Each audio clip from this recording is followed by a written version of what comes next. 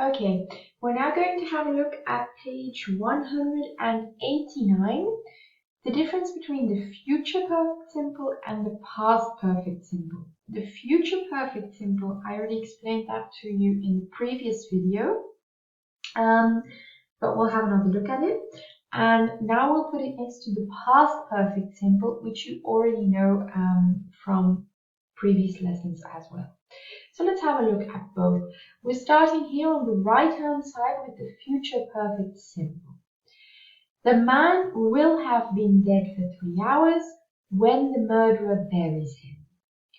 The future perfect simple, as we know, is formed by will have plus past participle of the main verb. And we use it, as you can see here on the timeline, for an event finished or an event that is completely over by a certain time in the future. In this case, the event that is over is the man being dead for 3 hours. That is the action, which will be completed when the murderer buries him.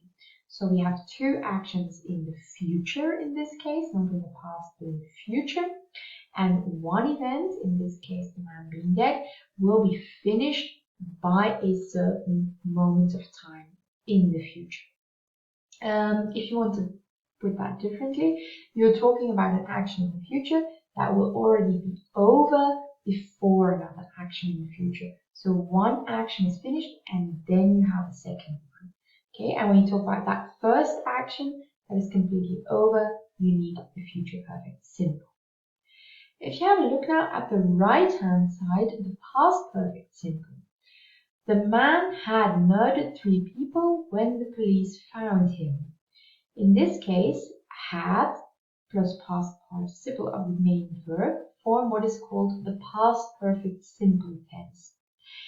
And in this situation, you're talking about two actions in the past, not the future, but the past. And one action in the past is completely over before another action in the past. In this case, action 1 is the man murdering 3 people. Action 2 is police finding him. Action 1, had murdered, is the one that was completely over, or the one that happens first. And for that action, you need past perfect simple. For the other action, which is closest to the present, you need the past simple. Okay, so past perfect simple, two actions in the past, the one that lies in the past the furthest, or the one that happened the longest time ago, you need the past perfect simple. Action 1 and action 2 are completely over at the time of speaking, and of course if you have a look at the right hand side, the future perfect simple, they still need to happen when you are talking. So they are not over at the time of speaking. Okay, and here action 1 will be over by the time action 2 starts. Okay, we're now going to have a look at exercise 5, which is on the previous page, and which is an exercise on these two tenses.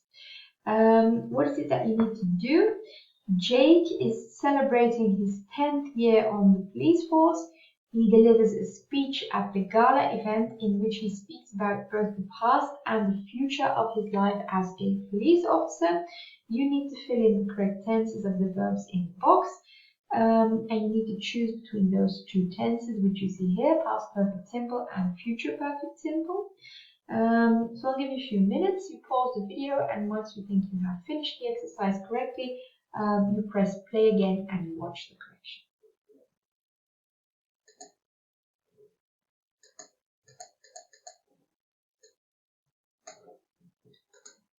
Okay, so let's have a look. The first one, had been working, is neither the past perfect simple nor the future perfect simple. Maybe you can just cross, well, you don't need to cross it out, but just put it between brackets. It doesn't really fit either of the two tenses here, okay? If you need an explanation as to why you are using that tense here, well, before I came to Doncaster, I had been working in London for a short time. You're also talking about an action in the past that happened before another action in the past, but focuses here on the duration of that activity, and that's why we need the inform here. Okay. Let's have a look at the other ones. Had never patrolled is the second one. I had never patrolled the street as a police officer. Once again, an action in the past before another action in the past. Had never thought. The other action in the past is became, and had never thought happens before that. Number 4 is will have had. I hope that in 10 years time I will have had the opportunity. So in 10 years time is a certain point of time in the future, and you hope that by that time something else will have happened. Number 5, will have changed. You're also talking about in 10 years time here. And number 6, will not have changed, also in 10 years time. Okay. Let's have a look at the next page. This is what you could have written here, verbs with reference to the past. Had worked has to be had been working. Had never patrolled, had never thought, will have had, will have changed, and will not have changed.